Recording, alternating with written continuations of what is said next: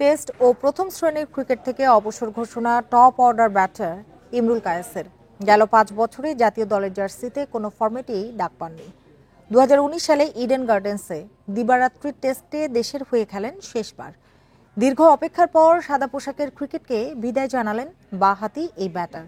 সামাজিক যোগাযোগ মাধ্যমে দেয়া এক ভিডিও বার্তায় অবসরের ঘোষণা দেন তিনি। জাতীয় লিগে 16 নভেম্বর খুলনার হয়ে প্রথম শ্রেণীর শেষ ম্যাচ খেলবেন ইমরুল।